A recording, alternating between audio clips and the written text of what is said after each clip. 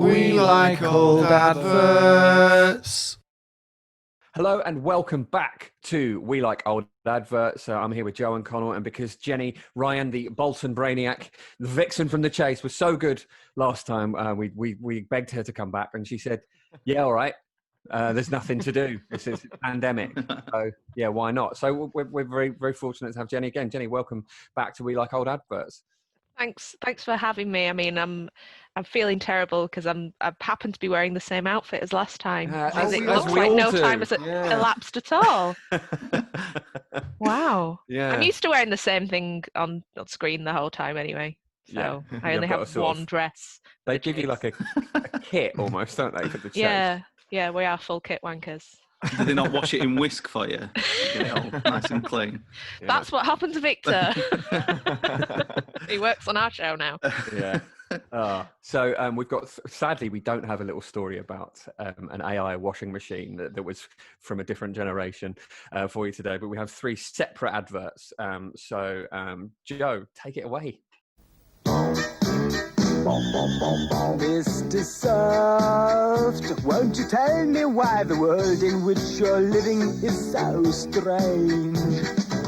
Oh, Mr. Soft, how come everything around you is so soft and rearranged? Bite through the shell of a tree boar spearmint softmint and everything turns chewy and soft. They're crispy on the outside, chewy on the inside. Now we're talking. Yeah. Connell, you brought that to the table, didn't you? What was you thinking there? It's good, isn't it? It's a classic. It's great. It's like, I really want to inhabit that world. I think that's the sign of a really successful advert, isn't it? Like, especially for something sort of frivolous, like food, effectively, where they create a little universe that you want to be a part of. I want to sort of have a little flop around that weird little like Softmints world, and just see how anatomically that guy works. Just sort of like, how are you alive? See, I disagree with your point there, Jim, but I'll fight to the death for your right to keep it, because I thought that was the stuff that nightmares are made on. It's like, I mean, I've heard of Uncanny Valley, and that song, it sounds like the Kinks on Meow Meow. It's Steve Harley and Cockney Rebel. No way. That song. Come up to see me, make me smile. Offered the chance to actually just redo the lyrics himself, and he was like, you know what, I don't really want to do that, so you're welcome to have someone have like a sound-alike do it, but I don't feel comfortable with that. And so they had a sound-alike do it, and the sound-alike was so good that everyone just assumed it was him anyway. So odd. I love that. Yeah, the bass line to it's like just someone burping over and over again. It's ace. Which is not really the Softmints experience, is it? I used to love a Softmint, and I think it might have been the power of that advert. I definitely think it was. Mints weren't something that I would have asked to get from the shop until that advert, and then I was all about it. I think inhabiting that universe would be scary because it looks like. Have you ever seen that bit on the Japanese game show where they're in a room and some things are edible and some things aren't, and they're only allowed to be able to work it out by biting them? Oh, God. Like the door handle is made of chocolate, and some bits of the table, well, one of the table legs is made of sugar, but one of the others isn't. So it's like that. Because obviously that lamppost was solid, everything else was soft, and then he ran. Yeah. You wouldn't know. And I suppose that's uncertainty everywhere. That's dangerous. Bite of that cat without even thinking about it. That's fine. Yeah. Nice and soft. Clearly, the cat and the man don't have any bones. Cats are soft anyway, though, you know. Yeah, but they've got bones. I mean, these guys clearly don't have any bones, do they? I've never seen him look so serious, Jim, then. Demanding that a cat's got bones in his body. I'm just quite invested in this minty world. I didn't think... We talked about the lamppost there. That final gag does not work as a gag. It's not explained. We're in a soft world with a soft cat, except for its bones, and a soft car, and a soft ticket thing. Why is the lamppost hard? Yeah. It's one of the Softmints in the packet, just a little sugar-coated pebble. You know, that's essentially the logic that's going on. Watch out. Russian roulette of sweets. Gag worked for me, mate. I enjoyed it. I liked watching it. There's a clunk as he hit the lamp. Yeah. There's something solid inside him, which again, it's love. Wait, mint. It's his hard hearts. Yeah, I love the one of the lyrics is crispy on the outside, soft in the middle. It's like, they're not crispy. Softmints aren't crispy, and that's not appealing, is it? It sounds like deep fried mint. Nobody wants delicious. And yet, the advert for me that works as an advert because I just got this pang of minty, fresh nostalgia when I saw it. The post box for me is like a blessing from some art director somewhere. That's one of the best things I've ever seen. Just like the happiest, greedy post box who just loves a soft mint. Is it him who's burping? It's a beauty. Yeah. Does the backing burps in the song. Backing burps. Yeah. So let's have a look at what we got next.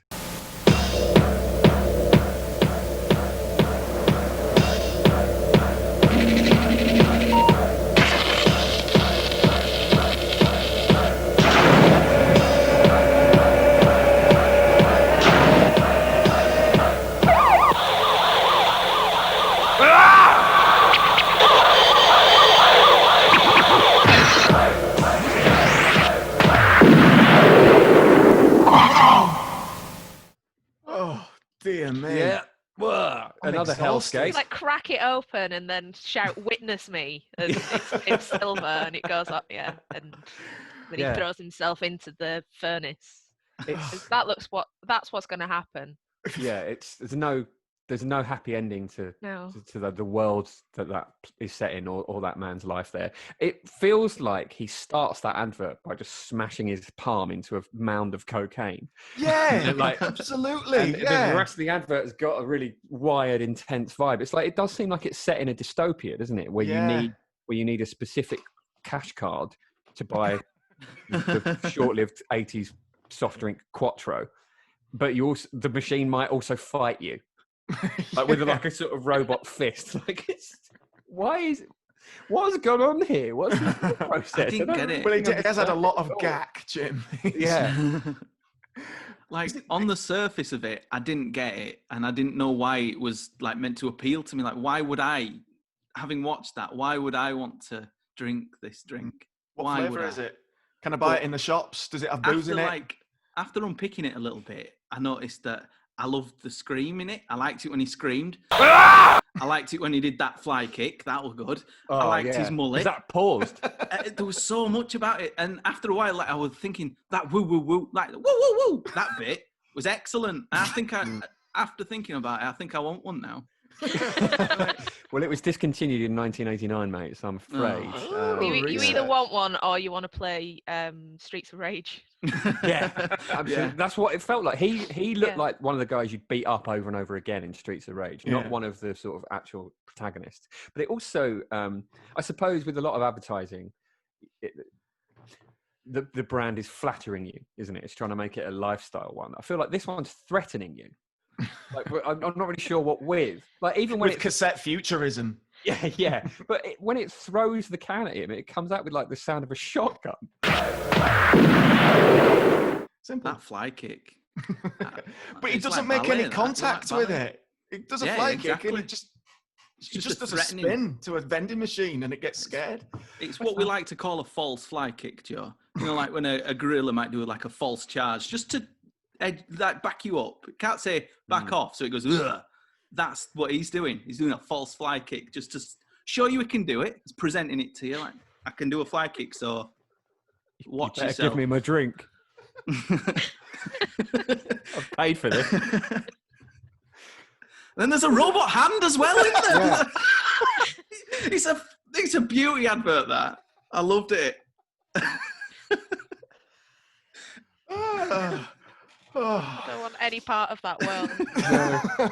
If that's the future, then count me out. There is another one. We should have a look at it at some point.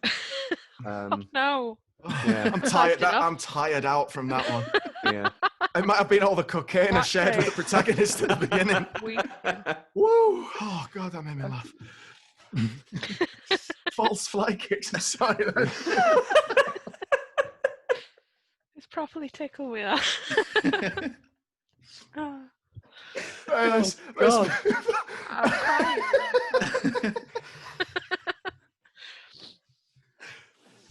Right. Oh, right. Are we ready to move My on? hangover just came screaming back.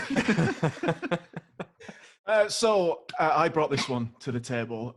It's from the era that's fast becoming my favourite quarry to mine for weird adverts, the 70s.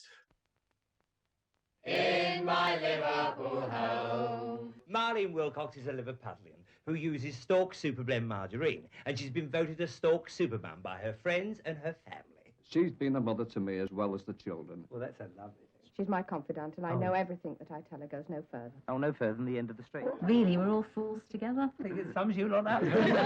How much do you love her? 60 cents. 60 pence! That's why I chose her, because she's perfect. Everybody. And now, my little liver bird, why do you prefer Stork SB? Well, Bruce said, and the kids like it. Doesn't it spread well whack? Stork Superblend Margarine helps a good mum become a super mum. Was Brucey ever young? No. I mean, what kind of warped intervention are they holding in that Liverpool house? What can we do to convince people that we're in Liverpool? So he gets them all to sing in our Liverpool homes. You don't get them to sing that, Joe. That's just what they do in Liverpool. That's what happens. It's weird. Like, they could have sung "Let It Be." Might have been a bit expensive, but I love the old bloke who looks about 105 saying, Yeah. "She's been a mother to me as well as the kids." Like, Who is he? 48 though, to be fair. Yeah. In the 70s, yeah. I mean, he could have been 15 in the 70s. But yeah, I mean, who is he? Is that her dad? Because I think we meet her husband later when he, because we meet her husband later when he goes, "She's brilliant. That's why I chose her." Oh, that's awful, that bit. Did you notice the guy who looked exactly like Ben Affleck next to the dad, uncle, the son, the older man that said it's his mum or whatever? Sure. There's a bloke next to him who's just Ben Affleck. Like, Wow, time traveling. Researching. I like she's my she's my confidant, and I know everything I tell her goes no further. Is she a spy? Yeah. Also, what dark stuff have you got going on in your life? That's the nicest thing you can say about her is, yeah, she knows how to keep a trap shut. Marlene knows where the get bodies are buried. stitches.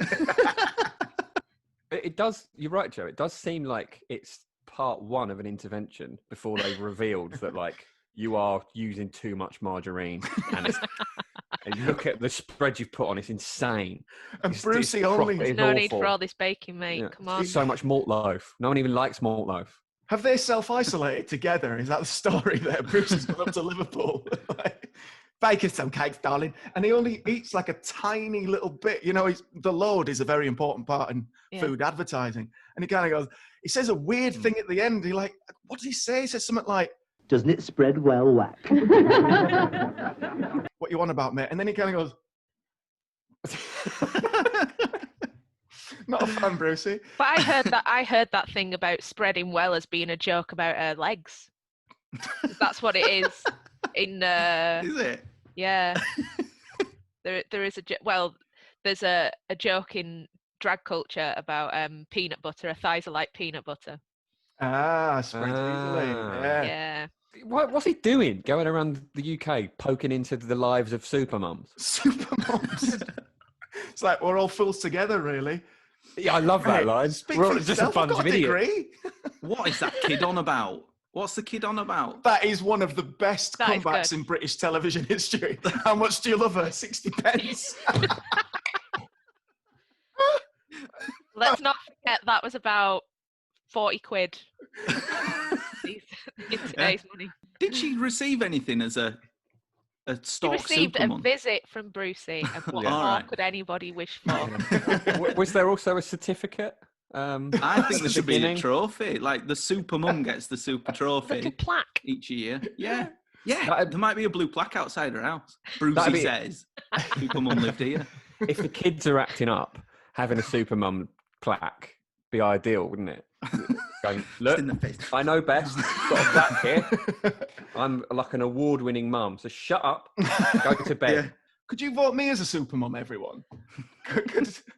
I mean, I never had goals in my life. Things have just happened, but I really have found my calling to be a Stork Supermum. Supermum, I I'm think. sorry to have to break this to you, Joe, but Don't Bruce say. is dead. Don't.